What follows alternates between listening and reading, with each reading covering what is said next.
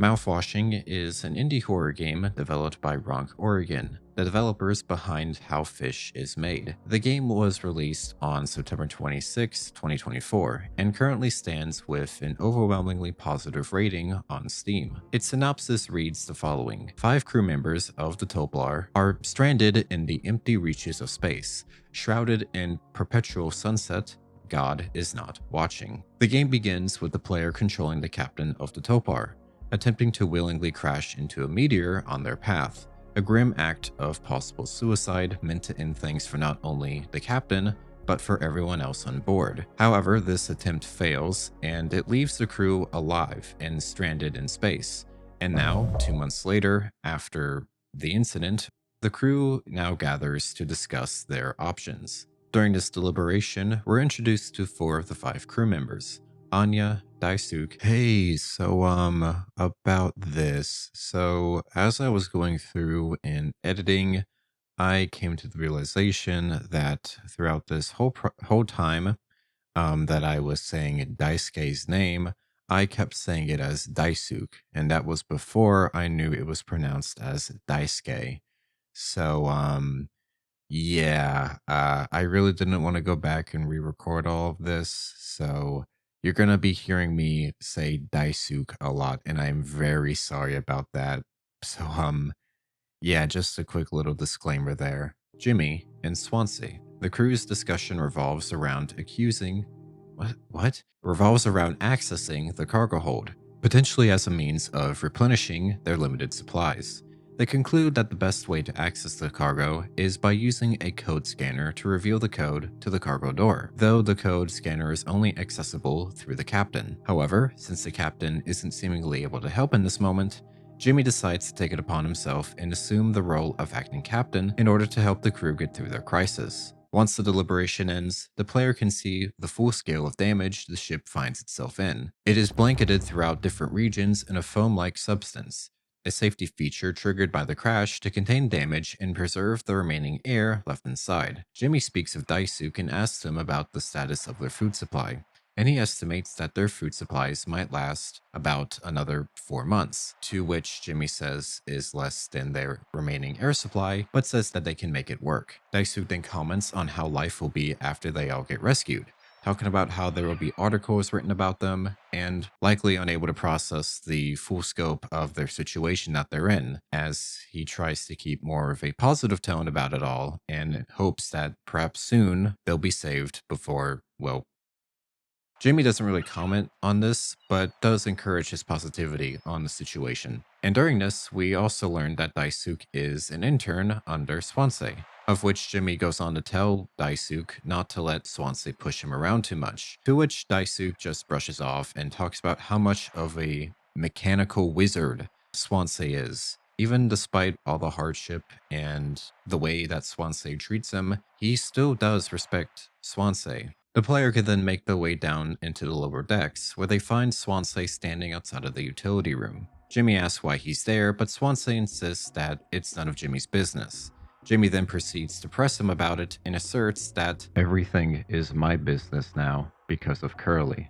And with that sentence, we have a name for our captain, who is assumed to be the man responsible for their predicament. And we'll hear more about him later, but Swansea explains that he's attempting to get within the foam-filled utility room, hoping to retrieve several tools of his from it. And he warns that any breach of the foam risks breaking the airtight seal of the ship, which will end up dooming the crew to the space outside. Hence why nobody else is allowed to enter it, not even Daisuke. So the player heads back upstairs and into the medical room, where they can find Anya, but are met with a rather grisly sight. This is Curly, or well, what's left of him at least, in this immobilized state as a result of the crash. He's lost all of his limbs, his hands, his feet, and his skin is just gone. Whatever kind of person he was before is barely recognizable now, left with only one eye to see the world around him, as he is unable to speak and can barely even move his own mouth. This was our captain, the man said to be behind that fateful crash that left him stranded in space. And even despite his injuries, he's still alive, suffering through it, as the crew attempts to keep him alive for as long as possible and try to make him comfortable. Jimmy goes on to speak to Anya, where she discusses her discomfort in administering Curly the painkillers, unable to bear the pain and noises he makes while doing so. Though despite the discomfort Anya is expressing here, Jimmy snides at her and her supposed medical expertise. Anya doesn't comment on this and goes on to mention how the crew never went back to the cockpit ever since they dragged Curly out of it after the crash, with Jimmy mentioning how Curly was lucky to have not been fossilized during the crash. Anya then says it might be possible for a remaining code scanner to be in that area, with Jimmy seeming to agree. She then goes on to encourage him before asking if he can help her out with giving Captain, before Jimmy abruptly corrects her, going on to state that people need to be worth of their titles, asking if she agrees, to which she does and tells him to forget she asked that, looking away while doing so. Jimmy proceeds to administer the painkillers to Curly, causing Anya to leave the room feeling ill. It is here where we feel the unsettling weight of how gruesome and uncomfortable this process really is.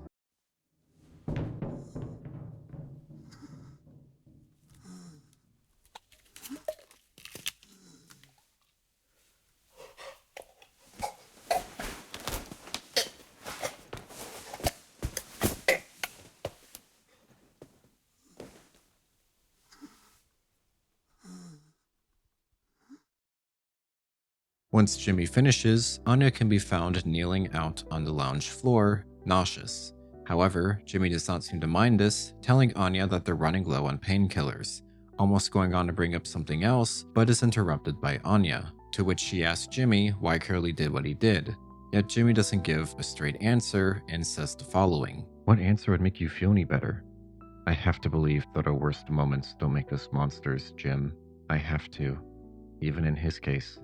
But Jimmy goes on to remind her that Curly tried to take them all down with him, mentioning that the main reason Curly is still alive is because they all agreed to keep him alive for the time being. Anya doesn't comment on it and says that she's still feeling nauseous and needs a minute before disappearing. The player then explores the cockpit and finds the code scanner in the locker, allowing the crew to have a chance at figuring out what's inside their cargo hold, debating amongst themselves on what they've been transporting this entire time, hoping that it's something that'll help them. However, before we enter it, we're thrown into a flashback sequence taking place 7 days before the crash, where we are now put in the perspective of Curly, who is completing a psychological evaluation with Anya, where she remarks that he's just given the same answers as before, going on to insist that he try to be more open, but he reassures her that he'll continue flying as long as Anya sees him fit to.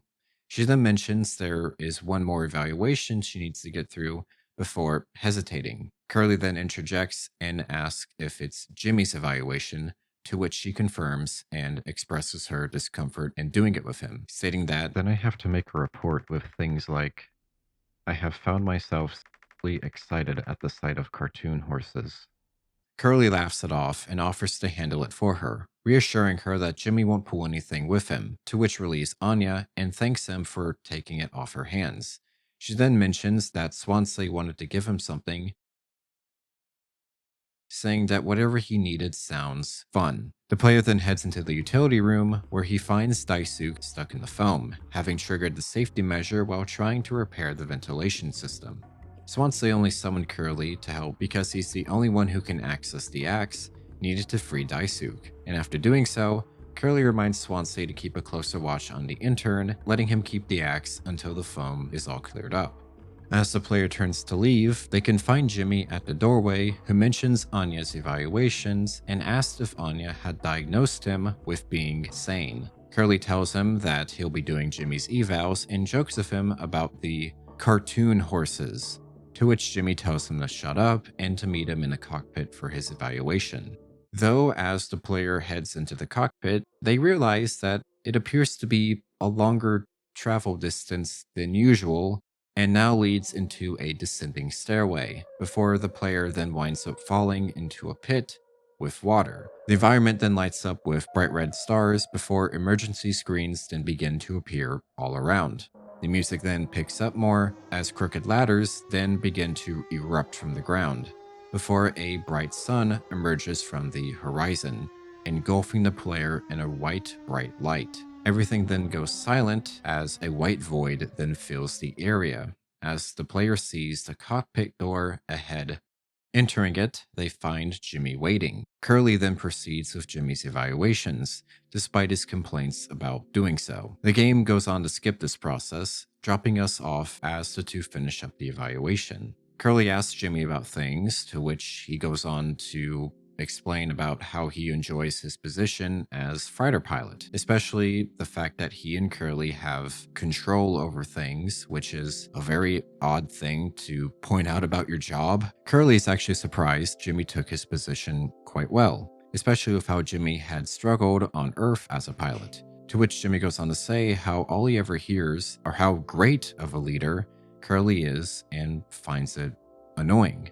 He then asks Curly how it always seems like he's standing on the edge of a bridge with his feet in cement. Curly tells him how he feels about his role and how he questions whether or not to move forward with his life and try something new or stay where he is as a fighter captain. Jimmy seems to sort of understand where Curly is coming from and says that Curly feels as if he's on top of the wrong ladder, while he himself is still trying to climb that said ladder. Curly then goes on to tell Jimmy that he does believe in him no matter where they are, to which Jimmy chuckles at the remark and jokes about putting that in the evaluation report. Though in the middle of their conversation, a message then comes through from the higher-ups, which does prompt Jimmy to leave.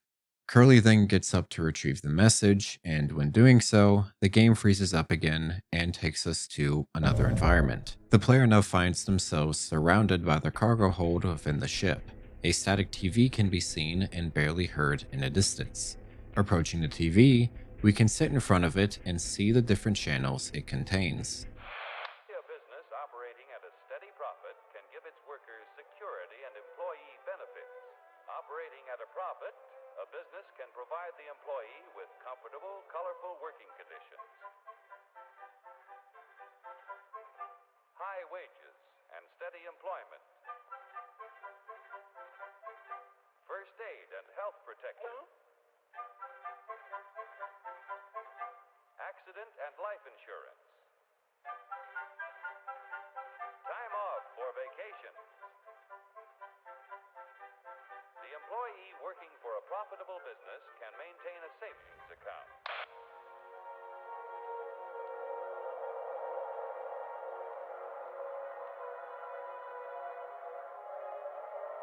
Here, in fact, is the answer to a dream as old as man himself. A giant of limitless power at man's command. And where was it science found that giant? In the atom.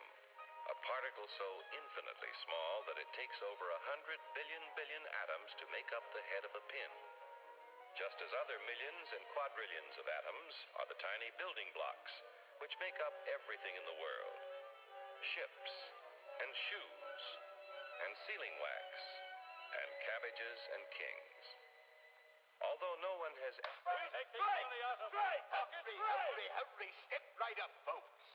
Here's the answer to your problems. Dr. Utopia's sensational new discovery, ISM. ISM will cure any ailment of the body politic. It's terrific. It's tremendous. Once you swallow the contents of this bottle, you'll have the bountiful benefit of higher wages, shorter hours, and security. Enormous profits, no strikes. Remember, you're the big boss. Government control, no worry about votes. Name your own salary. Bigger crops, lower cost. Why, ISM even makes the weather perfect every day.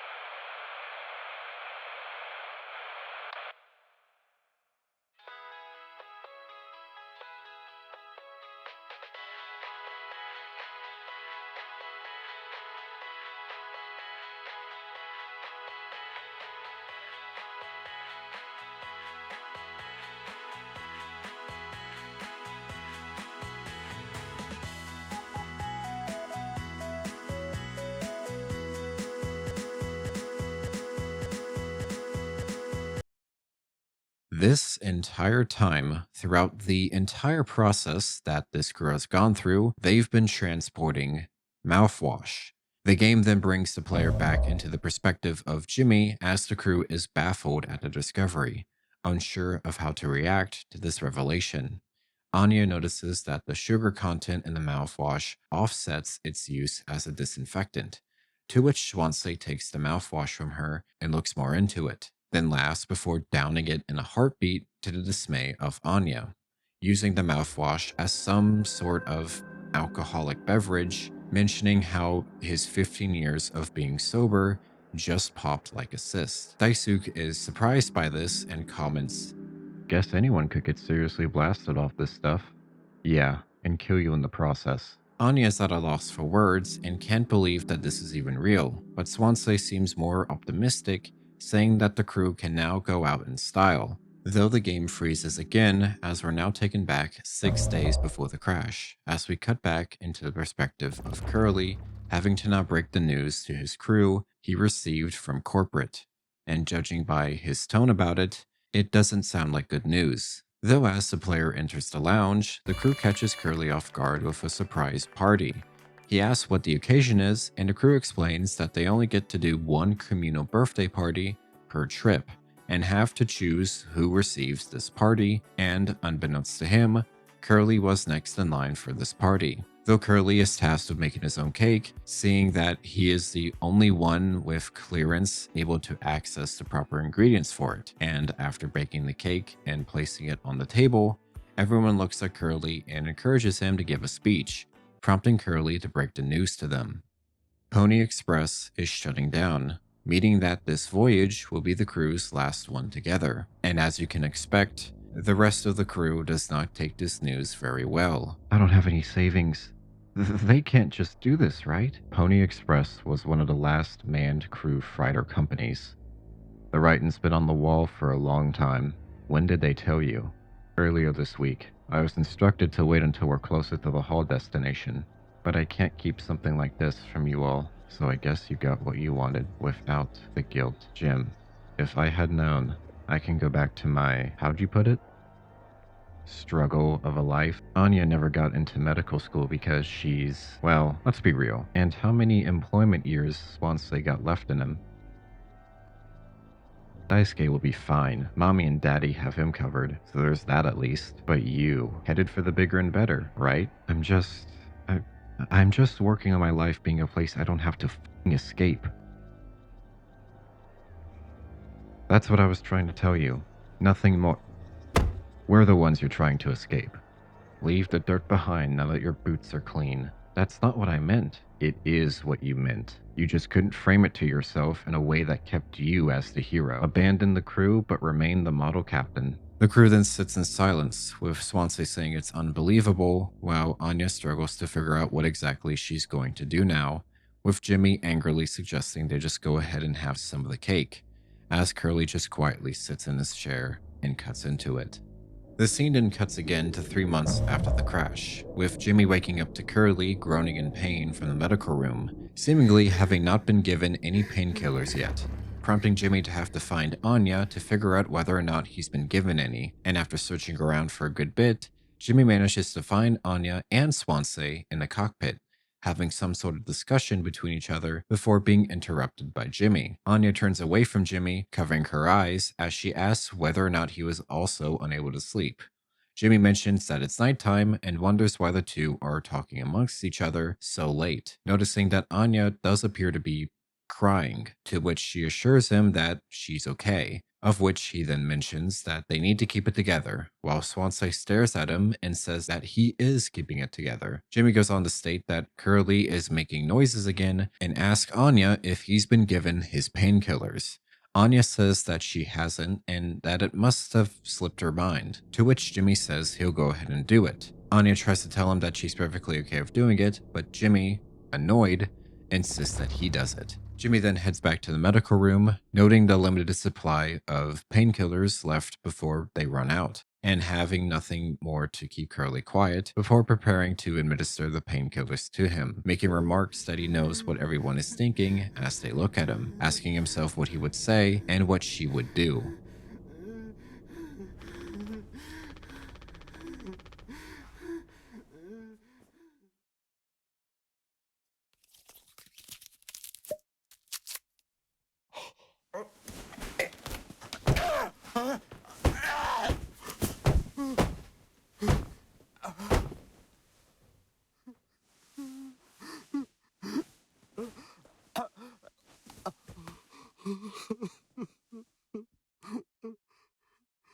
Once finished, the screen freezes up again, taking us to the segment between Jimmy and Curly. Jimmy sits at the table with Curly, with a cake between the two. Jimmy appears to be recounting a conversation he had with Curly offering him some cake, but Jimmy refusing, asking why, and saying it's mediocre at best, to which Curly tells him, "Sometimes you can only get the subpar stuff. That's what makes the really good stuff, well, good, right? Why bother? Hey, we all tried to escape. Didn't work for any of us. I've thought many times, is this what peace feels like? And is it good enough? If I'm being real, it certainly isn't the best. So all I can do is try and make my life one that I'm not trying to run away from all the time. Sometimes I'll be promoted, buy a house, fall in love, but other times I'll just have some awful fucking cake with my friend. Right now, that sounds pretty brilliant. Yeah, so if you'll do the honors. Right. Well, let me go find a knife. Following this, Jimmy gets up in search of trying to find something to cut the cake with. And after the player searches around for a good bit, they go into the cockpit and find a bloody axe wedged into one of the pilot seats. Upon taking the axe out, eyeballs soon appear on the monitors, resembling Curly's eye as they stare right at Jimmy. The player then proceeds back to the lounge, now seeing that Curly's eye has taken up the entire screen now. Upon approaching the table, the cake is gone, being replaced by Curly lying on the table. The player then raises the axe, but the screen freezes again, jumping them into another sequence, where it has now been 4 months since the incident took place. Jimmy is seen standing at the entrance of the cargo hold with some mouthwashing boxes having been ransacked, implying that some of the crew has been drinking the product en masse. Jimmy goes to check up on the crew, finding Daisuke lying on the floor in the middle of the hallway with a mouthwashing bottle in his hand. Jimmy asks him how many bottles he'd had so far, before then bringing up how they would likely kill him, but Daisuke interrupts him, finishing his sentence and reminding Jimmy that he knows. Going on to explain how his mom found the internship for him, stating how she would always call him a slacker, and that he never actually knew what he wanted to be in his life, or how he was never really good at anything, calling himself a total screw-up. Jimmy tries to comfort him as Daisuke wishes that his mother doesn't blame herself for the position he's in, proceeding to ask Jimmy to take the mouthwash bottle from him, and that he doesn't even want to look at it anymore, to which Jimmy obliges and takes it from him. The player then heads up the stairs and into the lounge, where they can find an intoxicated Swansea dancing wildly with the axe in his hand. He happily greets Jimmy in his intoxicated state, where Jimmy proceeds to call him a total mess. But Swansea doesn't seem to care, continuing to dance and talk to himself, even at one point asking where Daisuke ran off to. Nearby, we can find Anya sitting at the table holding one of the mouthwash bottles in her hand.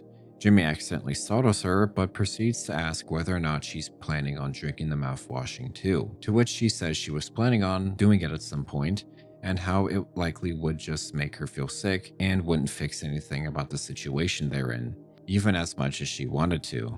After this, however, she then brings up to Jimmy how not all of the medicine aboard was actually in her office, and that there's some additional painkillers said to be in a storage locker in one of the hallways near the medical room. Jimmy asks why she hasn't brought it up earlier, to which she says it was all foamed up and she didn't think it was even possible to reach the locker, but she found out that by estimating the position of the locker, that the axe could break through the foam just a bit and not risk reaching the airtight seal. Jimmy says that it could be risky, but Anya insists that it's worth the risk, to which Jimmy does agree with, saying that it's a good excuse to, at the very least, get Swansea to hand over the axe. Jimmy goes back over to Swansea and asks him if he's done with the axe, to which Swansea tells him how he was entrusted with the axe by the previous, tragically inclined leader, and how it was a big responsibility for him to hold on to it, even stating, Jimmy doesn't comment on it and tells Swansea that he's just going to use it to get more painkillers and try to do something useful, emphasizing on the useful, to which a drunk Swansea responds, "You're looking to pull the plug on this party early. I'm trying to save us. Take matters into your own hands. Be my guest."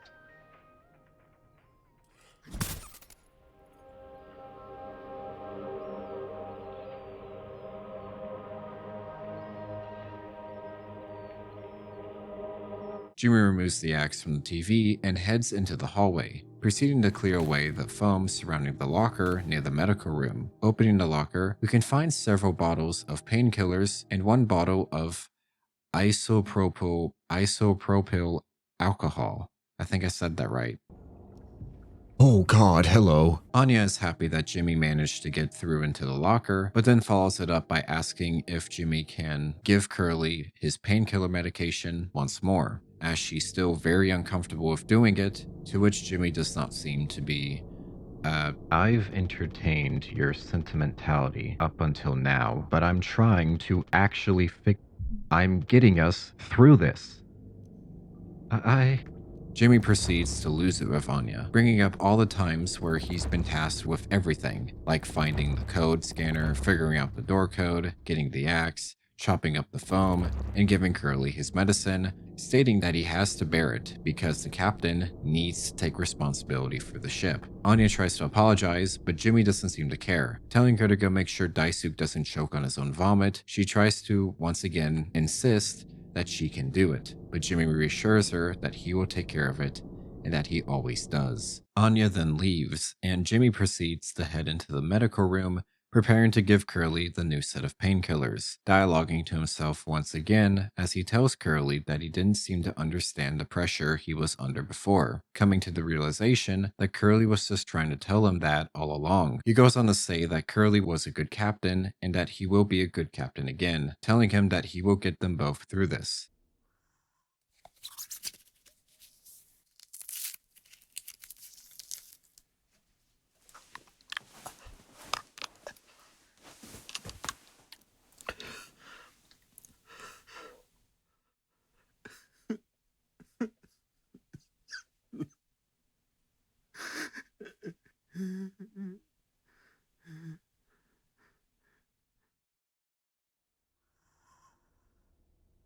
This time, it's now 6 hours before Judgment Day, as Jimmy is locking himself inside the cockpit, followed by Swansea banging on the door angrily, demanding that Jimmy comes out from it.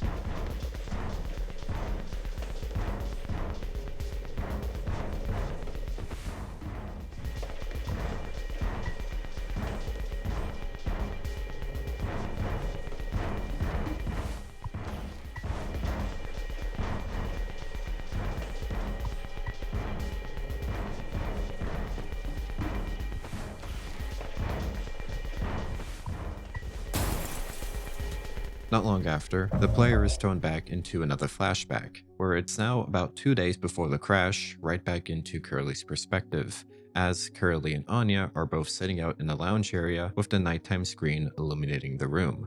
Curly asks if Anya's okay, to which she says she is, but just can't sleep. He understands and describes his experience about not being able to sleep either. Then Anya mentions how she actually likes the nighttime window screen, specifically mentioning that there is a dead pixel in the upper right corner of the screen. Curly can't see it, but Anya mentions the following. In the back of my mind, it's always there. Curly says that he's going to go crazy now trying to look for this dead pixel on the screen, but even then, it doesn't ruin the illusion. Anya proceeds to ask how many days of transport they have left, to which Curly estimates that they have about 237 days left to transport, with Anya following it up with the exact month range, which is, well, 8 months. She didn't ask why Pony Express puts locks on the medical room door, but not on the sleeping quarters. Curly doesn't seem to know why, but says it's likely for the same reason they put a lock on the cockpit. Safety. The screen then freezes again, cutting back to it now being 5 months since the crash took place. Daisuke suddenly comes into the lounge area in a panic, his hands on his head as he calls out for Jimmy for assistance. Jimmy tells him to calm down and asks what's wrong. Daisuke then goes on to explain that Anya is stuck in the medical room and the door won't open on the other side, expressing his concern that Anya will run out of something, but he doesn't know what. Jimmy, however, doesn't seem too concerned about the situation and goes with Daisuke to have a look at the door. They head over to the door and Jimmy tries to open it, but to no avail. Daisuke tells Anya that he brought Jimmy over to try and help, telling her not to panic, as the two try to figure out a solution to getting the medical room door open. Jimmy calls out to Anya, asking if she can hear him, to which she confirms. After this, Jimmy mentions that the rest of the medicine stash is behind the door, stating that the situation could be really bad. The two then ask if she's tried different options to open the door, but receive no response from her. There's silence for a moment before Jimmy asks Anya if the door is really stuck, to which she denies. Daisuke is confused while Jimmy goes on to tell her that she can't have a breakdown at every little hardship that comes by, demanding that she opens the door. She goes on to tell Jimmy that he was right, and that he was right all along. I should have done this from the beginning. I always believed that our worst moments didn't define us, didn't make us beyond repair. You think I wanted this either? Make no mistake, this isn't my worst moment. Far from it. It's the best decision I'll ever make. Jimmy demands that she opens the door once more, to which Anya replies, I'll take care of it. Daisuke then bangs on the door, concerned as to what Anya meant by that, as Jimmy mentions how Curly is locked in there with her, with the two coming to the conclusion that Anya might be attempting to harm Curly. Jimmy brings up how Daisuke and Swansea are the only people who know the internals of the ship, asking if there's potentially another way to access the medical room, and Daisuke does confirm that there is another way, but it was strictly off limits, and that area was the utility room, where he says that the busted vent in it does loop around into the medical room, adding that a person might be able to climb through it. Jimmy says if it's the only way to get in, then they'll make it work, before calling out to Anya to see if she's listening, of which they again receive no response. The two then head down towards utility, running into Swansea sitting beside the entrance. Daisuke tells Swansea that there's an emergency and that they need his help, mentioning that they want to have access to utility, but before he can say anything else, Swansea interrupts him, stating that he's good right where he is, reminding them that the room is off limits. Jimmy tries to interject in this, but Swansea interrupts him as well, telling him that letting him scratch at that foam would be useless and would only result in them opening a hole into space. Daisuke again begs Swansea to hear them out, but he ignores his plea, going on to drunkenly ramble towards the both of them. Jimmy then gives up the effort and tells Daisuke that there's really no point in negotiating before the screen then freezes again once more. It's now 8 hours until Judgment Day. From what we can see, Daisuke is lying on a mattress, bleeding profusely. Jimmy tries to tell him not to do anything, exclaiming that he'll try to fix it. To which Swansea asks him why he keeps saying that phrase and if Jimmy can even hear himself at that point. Daisuke then groans in pain, telling the two of them that he's sorry. Swansea asks Jimmy if they still have the disinfectant from the extra medical stash, telling Jimmy to quickly go and get it. Jimmy doesn't say anything for a moment before mentioning something about a cocktail, struggling with his words. Swansea is confused and asks him what he's even talking about, before Jimmy yells at him and says that it was Swansea's fault, continuing to struggle with his words before saying he had no choice. This angers Swansea, as he punches onto the wall, saying, the two then proceed to search for an alternative to the disinfectant. The player can now enter the medical room where Anya had locked herself in with Curly earlier, though when they do so, part of the room is smudged out, as if it's a blur in Jimmy's mind that he doesn't want to see, with Swansea already in the room trying to look, telling Jimmy to make himself useful and look somewhere else. The player can then proceed to head downstairs and can find something a little bit out of the ordinary. A gravestone with the writing on it being... Okay, the writing on it was very unintelligible for me to read when I was first playing it, at least for me. So if anyone knows what that says, then please do educate me. But moving forward from it, it does require us to take out the code scanner, and upon taking it out, the path is revealed with a trail of blood leading down a flight of stairs. And having the player follow this path down the stairs, more stairways appear in the black void around them.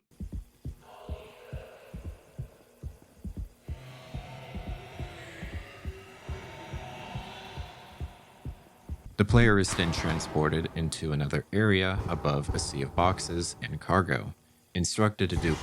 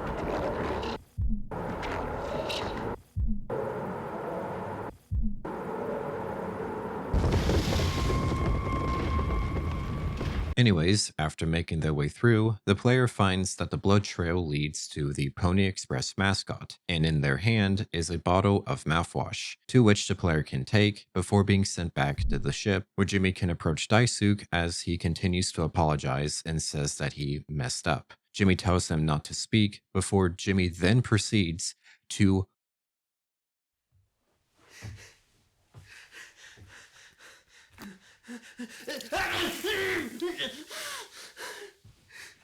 The screen freezes yet again as we're following up with Jimmy and Daisuke planning their way on getting into the utility room. They come to an agreement that the best way to get Swansea out of the way would be to knock him out by creating a spiked mocktail. The two head into the kitchen and follow a recipe provided to create the cocktail but switch up the ingredients, replacing the water and tonic with mouthwash and isopropyl. I swear to God, I hope I'm saying that right, and if I'm not, then by God. Jimmy is unable to find any of the sweetener, but Daisuke mentions how he managed to hoard a couple bags of it after the crash, with the player able to find some under his blanket. Jimmy proceeds to mix the chemicals together, turning it into a nice cocktail for Swansea. They then head back to the utility room to give it to Swansea. While they hand him the drink, Swansea proceeds to talk to Daisuke, telling him that he should have never come here, and ask who even decided to let him board their ship, going on to say the following. Stick the idiot with a bunch of sad sack adults and see what he learns. Bootstraps and all that. What a little horseshit. You think it's all going somewhere, but every failure leaves you a little more mangled than before. Older, uglier, meaner, smarter, in a worse way. Jimmy interrupts him and says that wallowing doesn't suit him. Swansea goes on to ramble further before then downing the cocktail mix in one gulp, proceeding to then immediately pass out onto the floor, allowing the player to take the utility keys as Daisuke sits there and freaks out about it, asking if Swansea is even still breathing after watching him collapse to the ground the way he did. Jimmy reassures Daisuke that Swansea is fine, stating that his tolerance has to be through the roof at this point and that he'll likely just wake up with a massive headache. Daisuke then asks Jimmy if he's sure about going through with this, suggesting that the two could just instead talk to Swansea when he's cleared up, explaining how Swansea is really into workplace safety, before Jimmy interrupts him and tells Daisuke to just be brave, reminding him that Curly and Anya are counting on the both of them. The two then enter the room, but find that the utility room has,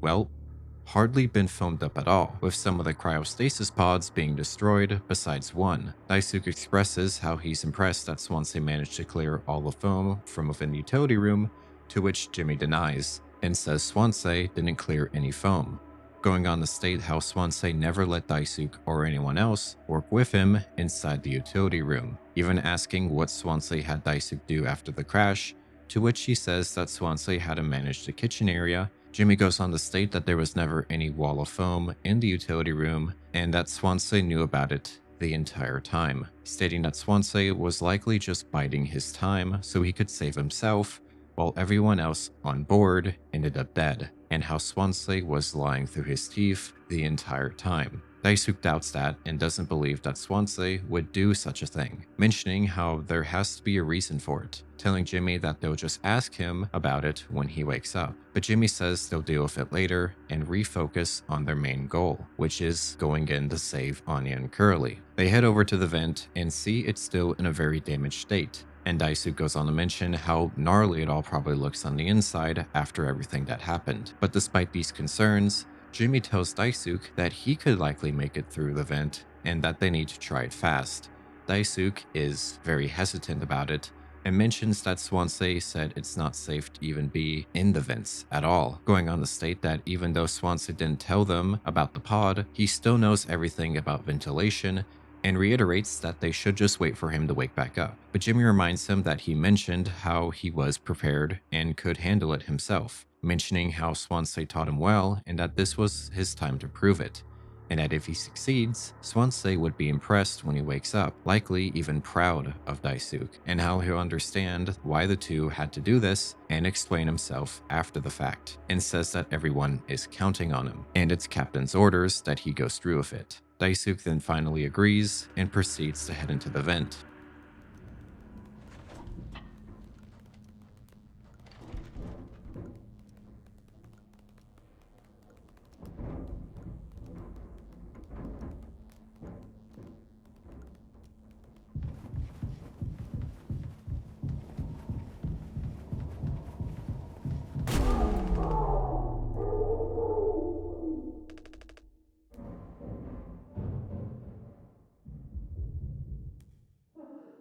Anya, what did you do?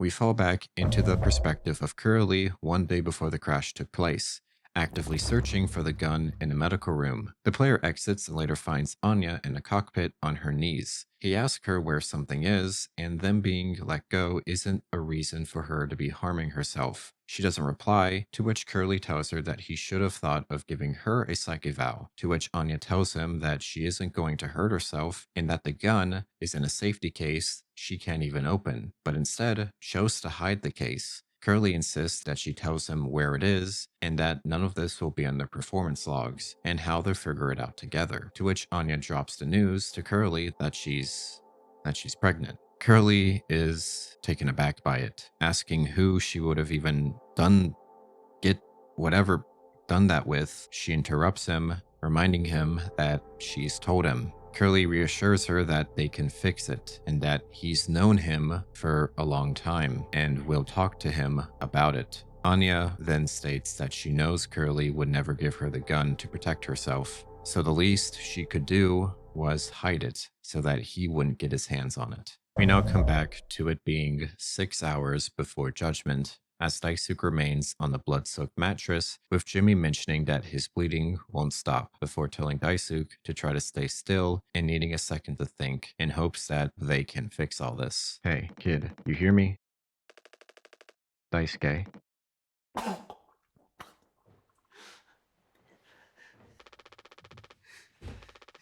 It's alright, Daisuke. Calm down. This line of work, you could have never become like miserable old Swansea. Decades of hauling ass for Pony Express. Big mighty bruiser of all his shiny tools. This is where it got me. The good life. I always thought you were dumber than a can of paint. Always just chewing my ear off about nothing. Not an ace student, career workhorse, or a force of ambition. Just a damn good kid trying his best. You could have taught an old fool like me a lot. Close your eyes, Daisuke.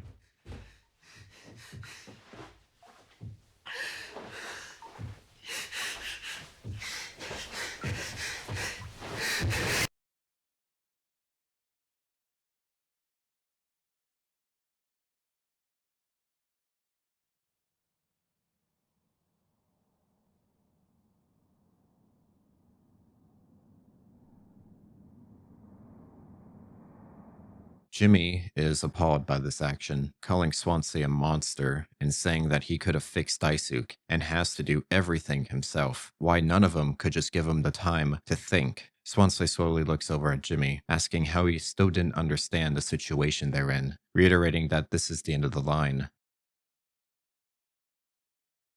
Jimmy then calls out Swansea and tells him that he knows all about his plan, mentioning how he and Daisuke went to utility, how Swansea is sneaking around with the axe and was telling Anya who knows what, until it led up to him having to put down Daisuke like a dog, before then accusing him that he wants to go inside the chiropod himself, while everyone else was left to die on the ship. I sure did talk to Anya, but it was her telling me all sorts of things instead. Shouldn't a captain go down with his ship? Not that it matters anymore. I ain't got no place to be. So go ahead and get in that pod. If you ever get found, you can tell them whatever f***ing story you'd like. You've earned it. A deafening silence overtakes the ship as Swansea leaves. Jimmy gets up in search of the gun, as the player can then head into the medical room where they can see the fate of both Anya and Curly, finding that Anya had overdosed on the spare painkillers, while Curly remains unscathed, likely having watched Anya take her life in front of him, unable to do anything to stop it, alongside revealing where Anya hid the gun this whole time, now exposed for Jimmy to get his hands on it, giving him access to a revolver. And as soon as Jimmy collects it, Curly begins to laugh. He laughs hysterically, even sounding as if there's a slight cry amongst the laughter. After acquiring this gun, the player then attempts to leave medical, only to find Swansea on the other side of the hallway.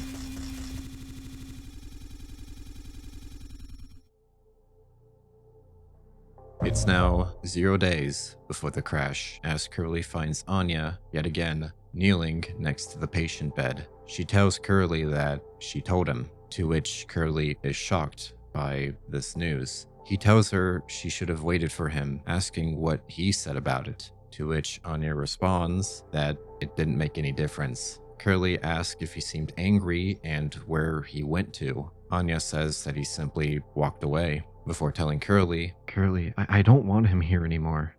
Curly cuts her off and tells her to simply hold on, saying he'll go find him, reminding her that everything's going to be okay before the player is sent off in search of them, as the music takes a shift, beginning to pick up quickly as Curly searches, before then finding Jimmy next to the cockpit entrance. Jim, I can fix this. What do you think will happen when we get back? We can figure all of this out. You and me. All I ever hear is how great of a leader you are. But now, what do you think will happen now once we get back? We'll fix this to everything you and I worked for in our lives. None of it will matter. You've gotten through difficult situations before. This time won't be any different. It's not just me, is it? You were supposed to be the one who had everything under control. The ship, this crew, everything that happened here. This was your responsibility, Captain. That is what you'll be hearing. Or this can all just be remembered as a tragedy, despite what must have been the best efforts of its acclaimed captain. No one survived. You're standing at the top. Feet in cement. I get it now. Right? Right.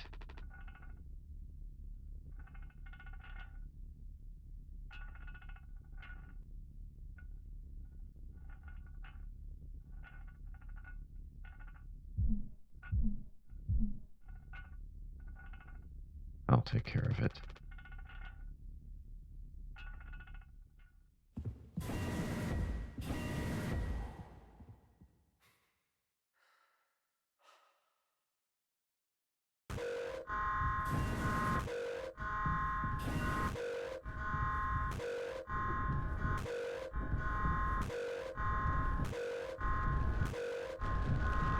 Did you tell me you didn't?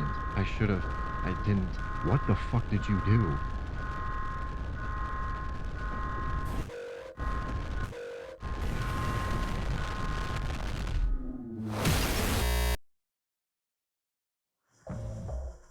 We cut to Jimmy now carrying Curly into the lounge area, with Curly staring at him. Upon approaching the dining room table, Jimmy appears to have arranged the corpses of his former crewmates, as he then places Curly onto it, with him sitting at the head of it. The crew then springs alive, wearing party hats as they clap for Jimmy, their bodies still scarred by their injuries. They proceed to wish Jimmy a happy birthday and celebrate him, praising him, before Anya then suggests that Jimmy give a speech, followed by the rest of the crew, as they then all look at Curly, with Jimmy taking the knife as he proceeds to cut into Curly's leg.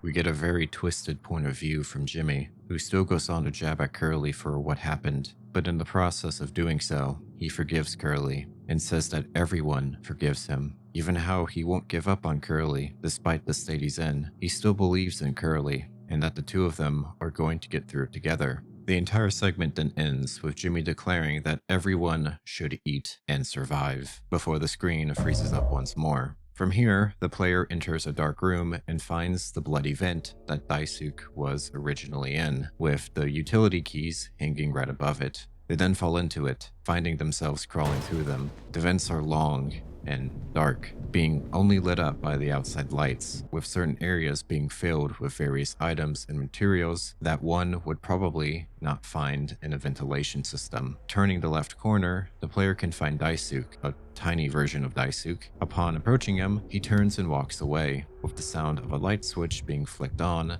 as the entire scene then changes into a dim red glow. The player makes some distance before another switch is flipped, leading us into a dead-end area with a note attached to the vents, reading, "No turning back now." Upon reading this, the player is unable to look anywhere else, only straight ahead at any given light source. If the player attempts to move their camera away from the light, the screen will begin to freak out as a means to prevent you from doing so, resulting in your death if you look away long enough. This forces the player to slowly back the way through the ventilation system. While backing through this area, the player can get a glimpse of what appears to be a flower pile with a GameCube on top, likely a memorabilia towards Daisuke. Upon reaching the end of this area, the player finds a red note with the words "Responsibility" in all caps written on it, with the vent behind it being taped up in caution tape. The player then gradually backs away from it, with noises picking up all around them. Then suddenly, a bell rings, and the player then finds themselves outside of the vents and in a hallway. They travel some distance through this hallway before then falling into a flower pit,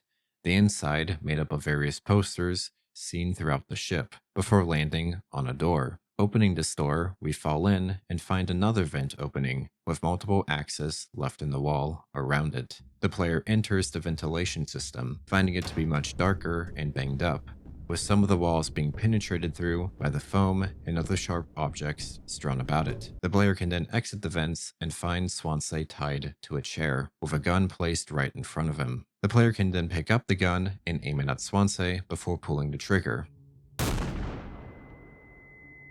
However, as the gun discharges, the scene abruptly changes, placing the player now at a gravesite. The player can wander through this gravesite, almost as if it's a maze of some sort, holding the gun close as they round each corner, as Swansea is also in this gravesite, actively searching for them with the axe. The player is able to shoot Swansea, causing him to run away deeper into the maze.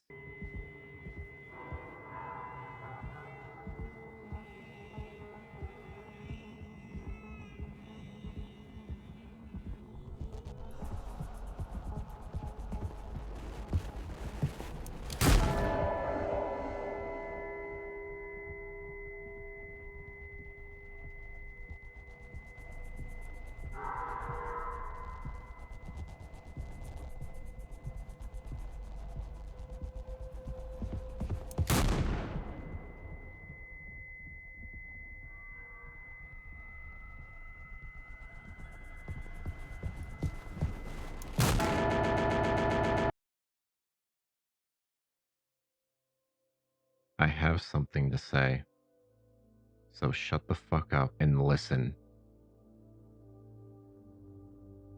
I spent 13 years half cut up to my eyeballs, drunk to put it mildly. Then suddenly I saw it, a streetlight shining in my face, 500 gigawatts of the power of God. A vision of my bloated body found in some ditch scared me straight. So I got a collar shirt, mortgage, and a credit card. All the things that make a good man. I hoped I could raise my children to be better than their old man. I wanted to believe I was never one setback away from my worst self. But the truth is, discipline, drive, routine, the endless fucking desperation to get shit done. A loving wife, great kids, sobriety. I'm telling you, accomplishments I've been chasing all my life never felt as good as I expected when I crossed the finish line. So now that we're at the end, taking inventory, those nights spin out of my head, sinking into the sofa. Broken glass in my palms, bleeding dry, the funniest thing ever. Old dogs laughing and snarling on a waterbed floor, mocking the moon for daring to show its face. All nausea and wreckage and vomit and ugly cruelty. The only problem in the world, an empty bottle. Those were the best days of my life. Yeah, those were the best days of my life. I got nothing to hide, ready to face the music. I can see myself for what I am. But you, a cowardly, selfish motherfucker, and you can't even see it. I should have been able to protect the kid. If I could have done one thing right, I wish it had been to give him one small chance off this goddamned rock. Swansea, I'm going to fix everything. We're going to make it. Fuck you.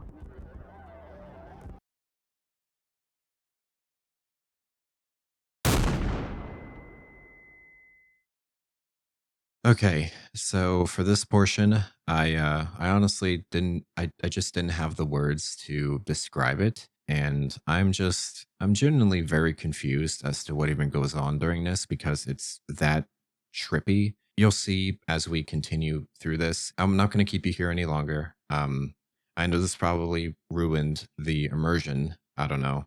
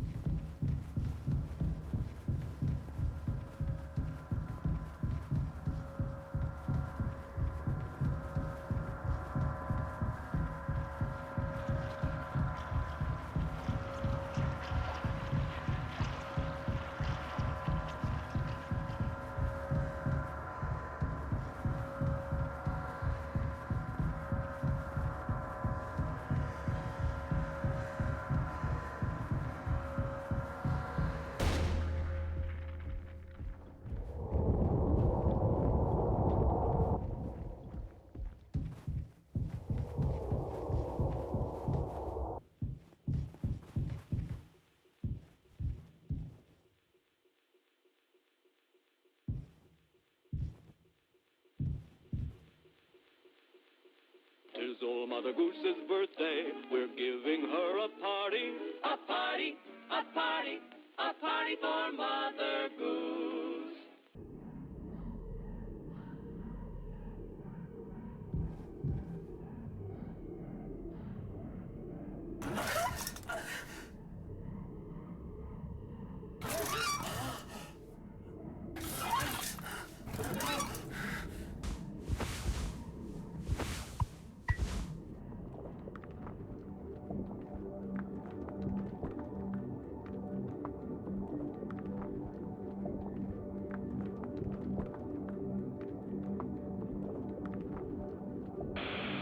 As the player heads back to the TV, a bright red screen with the words, "Help me," written in caps, takes it up. Inspecting it now puts the player in a third-person view of Jimmy, standing in the void of space as he begins to walk through it. He continues walking until he approaches a burning Curly.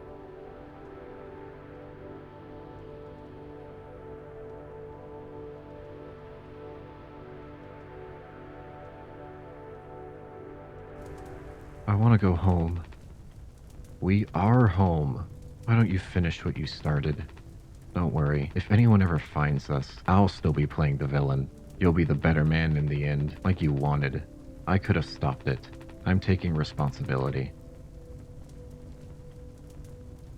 No, we can both be heroes. We're a team, just you and me, like we used to be. What happened was an accident. We were trapped. I made a mistake, alright? I'm sorry. I'm so f***ing sorry, Curly.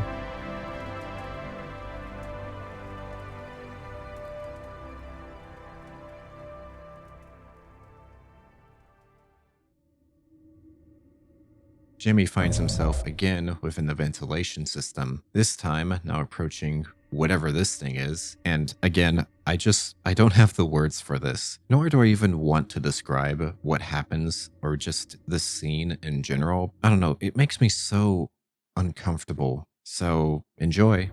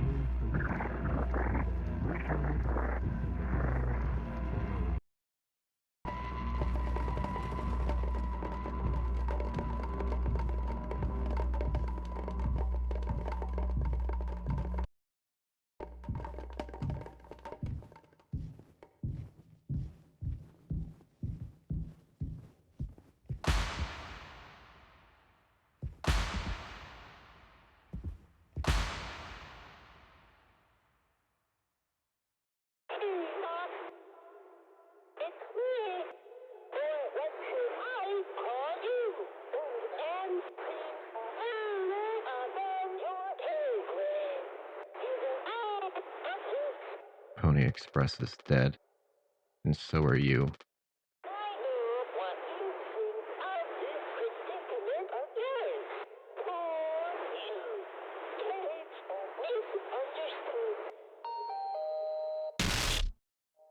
Shut up.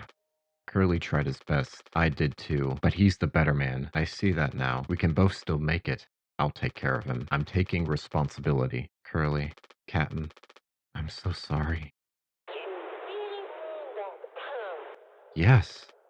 Yes, I do.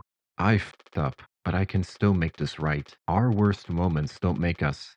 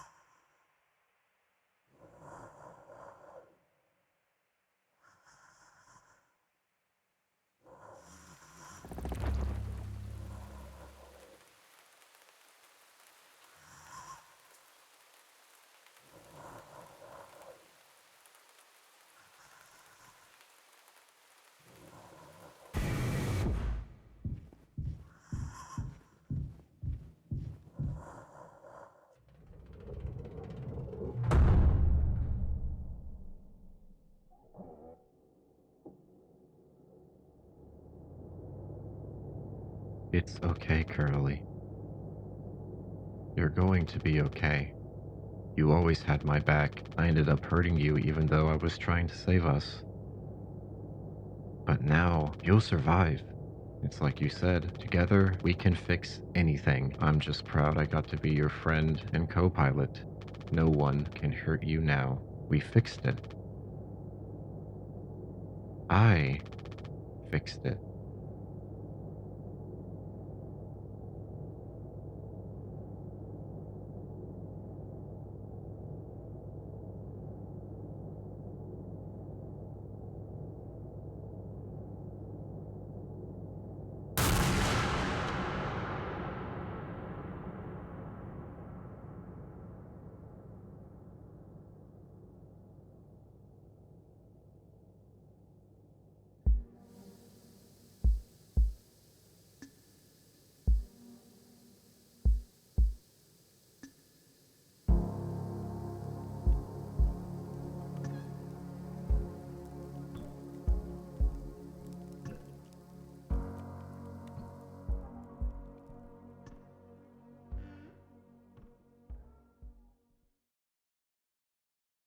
Mouthwashing was honestly an incredibly well-crafted experience that surprised me in ways I didn't really expect when I was first getting into it, or at least when I first heard about it. Because when I did first hear about mouthwashing, I kind of assumed it would be just like another psychological horror game set in space, usually with tales of monsters wreaking havoc on space crews and ships, much like of the other games in the genre out there that kind of cover that type of topic, in things like Dead Space, Alien, Signalis, I think. But this one was completely different, and it honestly just, I don't know, it completely defied my expectations when I was first going in. It surprised me not only with its overall structure, but also with its character development and fragmented storytelling, and the way it just kind of all came together to create this almost like disturbingly realistic narrative. The game's timeline tends to shift a lot between the days before the crash and the months after the crash as well, offering various stark contrasts that really help deepen the story and allow the player to have an understanding of what the events were that led up to the crew being in the positions that they're in. The pre-crash scenes, as I'm gonna call it, like pre-crash and post-crash, but the pre-crash scenes depict honestly like a really like regular, hopeful environment where everything kind of feels like normal and nothing bad's gonna happen. But usually you tend to see that a lot in different games where things seem pretty normal, and then, things start to take a really bad turn for the worse in these kinds of horror games. Meanwhile, in the post-crash months and the timeline following that, the ship deteriorates dramatically. I think I said that right. Deteriorates? Yeah, which really does like mirror the crew's declining resources and their morale altogether. This subtle environmental storytelling I feel like the team behind Mouthwashing did was really good, especially the little attention to details you tend to see here as you begin to notice it more as the months continue to progress more and more. Like, I do like it when games like really show that the environments begin to degrade or get more worn down as time progresses and all that stuff. That's a really nice little attention to detail there. Like, you get to see it here with the vending machines broken and the mouthwashing bottles beginning to pile up. There's this like looming sense as time grows more and more that really kind of immersing the player in the crew's despair. Now, one of the game's aspects that it explores is its leadership. And you can really kind of see how the leadership presented in this game is seen through these different contrasting perspectives of both Curly and Jimmy. Curly, who is the original captain of the Topar, leads the crew during the days leading up to the crash and has kind of been the whole captain since they started their mission and everything. He's more, I would have to say, composed, very open-minded, and generally tries to be a good leader despite his personal struggles. And while he is far from perfect, Curly's leadership, I feel, really does reflect a balance of sorts between, I'm not sure. He's very thoughtful and nice. I feel like there should be some really smart words that go here, but I'm not really good with smart words. Though, however, his hesitancy to confront certain difficult issues, which is a trait I'm going to be bringing up later, I think proves to be a really big flaw as a leader and everything. Meanwhile, Jimmy, on the other hand, assumes his leadership position post-crash, and his approach, well, it's completely different. He's very assertive, controlling, and pretty much very obsessed with maintaining control or authority over others. And while he does seem to be very driven to be, well, a good leader and lead very efficiently and have that control as a leader, it quickly becomes very clear that his motives are pretty much rooted deep in his ego and insecurity, especially over the fact that he can't even simply, well, take responsibility for his actions. And as the months progress, his interactions with the crew become more increasingly antagonistic. I think that's the word. He really does kind of shift and mold into, well, being just an actual awful dude. And, it's a real big highlight into his very manipulative and narcissistic tendencies he's displayed throughout the game. And the differences here between both Curly and Jimmy are even reflected in their interactions with the ship's environment. For instance, Curly, when approaching the Polly statue, or the Pony Express mascot, he honestly just treats it normally. He respects it and kind of sees it as it being like a harmless part of the ship. Meanwhile, you have Jimmy, on the other hand, who really, really despises Polly. He hates Polly. And he even goes so far as to destroy the whole statue and even openly mocks it while it's on the floor, just destroyed. And I know it's a really small detail to kind of pay attention to, but I feel like it's a pretty meaningful thing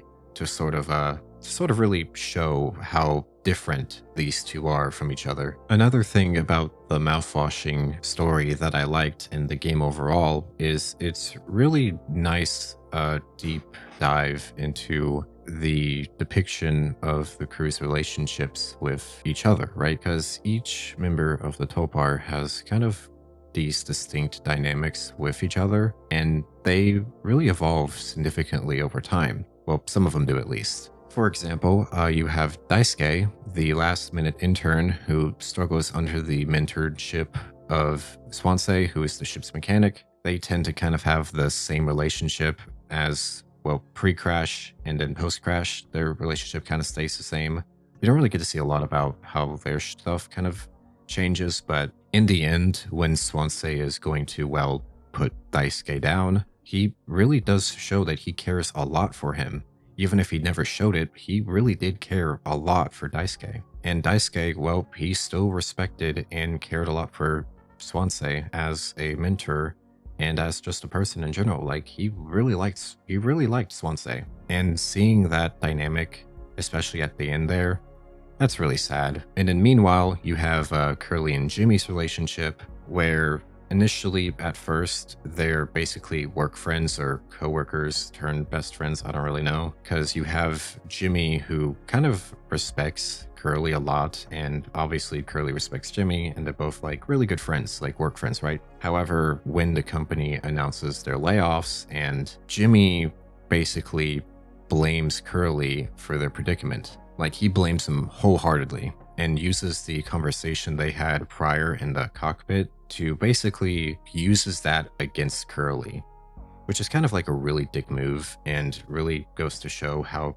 Jimmy was as a character early on, just really shows the cracks in who he is as a person. And so that really sort of strained their relationship or friendship, and, you know, it made things pretty sour. And then the post-crash stuff happens, and well, not really the post, but like the stuff leading up to the crash, that stuff happens. But then you have the post-crash stuff. Yeah, that dynamic really kind of deteriorated even more, especially because Jimmy really seemed to resent Curly. Like, it really grew up to a big point. And it's only after when Jimmy snaps at Anya is when he comes to Curly and he basically says that he understands him now and basically forgives him, or, you know, understands what he was trying to say and whatnot. There was Anya's relationship with everyone else, which, you know, tended to vary from the person, because she was the ship's medic, right? And she was kind of respected by some of the crew members, but also dismissed and poked fun at for her skills as a medic too.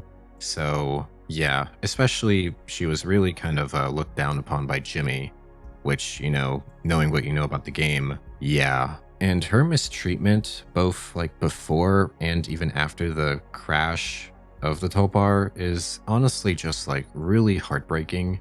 Because, you know, even despite seeking help and voicing her concerns about things, especially with Jimmy, she was pretty much often ignored or brushed aside by everybody else. But it really does just reflect the harsh realities that likely a lot of real-world victims tend to face when it comes to things like this. Because let's be honest, it happens. I hate to say it, but it happens. Things like this happen, you know, and it sucks. It really does. And speaking of Jimmy, now that we're bringing him up, Jimmy is without a doubt the story's main antagonist and monster. He is a pretty manipulative, narcissistic figure. I think he's narcissistic. I don't know what kind of falls into the category of narcissism, but I feel like he falls in there. And he is someone whose actions as a leader, his actions led to the doom of the Topar crew. And he's also the reason why the ship crashed, because he willingly crashed the ship into the meteor in an attempt to do like a murder-suicide thing. And after everything happens, after everybody basically survives and Curly is heavily injured, he doesn't take responsibility for his actions. He just goes ahead and blames Curly. He says Curly did it, and also, you know, just made terrible decisions in general when it came to handling certain situations, especially as an attempt to try to keep his hold and control over everybody. I feel as if he really started to descend more into madness and, it was really disturbing, especially with the things he's done and knowing about the things he's done. And this kind of behavior not only existed after the crash, but it existed before the crash, right? I think by far, Jimmy is my most hated character in games. Well, I guess it would really depend, but he's up there. He is really up there with my most hated characters list. I get that he might have he sacrificed himself in the end though, right? He put Curly in the chiropod. He finally realized his mistakes after killing everybody, and he saved Curly and then himself and whatnot, right? No, it doesn't really redeem him. If you want to redeem him, then okay, I guess, but I kind of see it as deserved because, again, he committed a crime against the only female coworker on his crew. And not only that, but he was going to attempt a murder-suicide of everybody on the ship as a way to get him out of a situation after it was revealed that Anya was pregnant. He's not redeemable, and he deserved everything that came to him, especially his own action against himself. Anya's story is honestly just really devastating too, because of her mistreatment. And even though her mistreatment was primarily in the hands of Jimmy, and seeing that it was very difficult to even experience and knowing what was going on, even like after playing the game and getting an understanding of everything, the fact that you see her being dismissed and belittled and even just flat out ignored when she was trying to seek help, when she was trying to offer her assistance, or was too, didn't want to do things she was uncomfortable with. It was awful, especially with how Curly, who in of himself, Curly, I think he's a good dude, and I know he really did like Anya. He respected Anya, and he tried to help her best he could. But even still then, he failed as a leader, as a captain, by not stepping in when she needed him the most, when she needed him to handle things that Jimmy was doing. And because of his inaction and basically hesitation to confront Jimmy of his deeds and what Jimmy was doing towards her and how he was acting towards her, it allowed that situation to escalate to the point where, well, that stuff happened. And while, again, Curly is pretty far from being the villain that Jimmy was, because by God, Jimmy's a monster, the way he was very passive and just very hesitant on even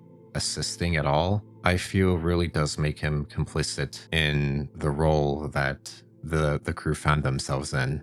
And I want this to be a very stark reminder to anyone out there. If your friend or someone you know well is committing really bad things or just has done a bad thing in general, please act on it.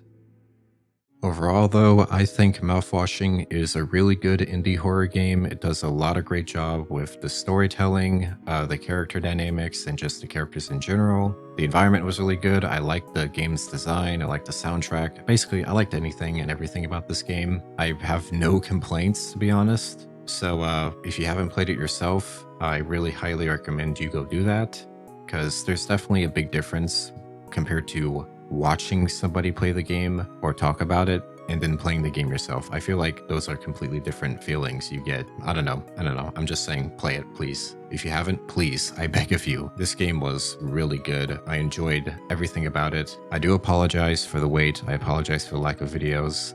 I sort of mitigated that with some smaller videos I put out there, but yeah, I am really sorry if this video took as long as it did, but I really hope you guys enjoyed this one. And, let me know if you liked it or not. I know this is, again, incredibly new, so if you don't like it, then that's fine. Or if you do like it, then hey, I'm glad you liked it. But I just want to hear your feedback on this. I want to know how you feel about this whole video, and, if I should continue doing content similar to this moving forward. I don't know. I guess we're really gonna have to see how you guys feel about it, especially to new people who might come to this video too. I hope you guys enjoyed it too and everything, but yeah, that's really kind of about it. Sorry for the little ramble at the end here. If you guys enjoyed the video, please do like, comment, and subscribe if you haven't already. Have a great rest of your day or night or week, whenever you see this, and I will see you next time.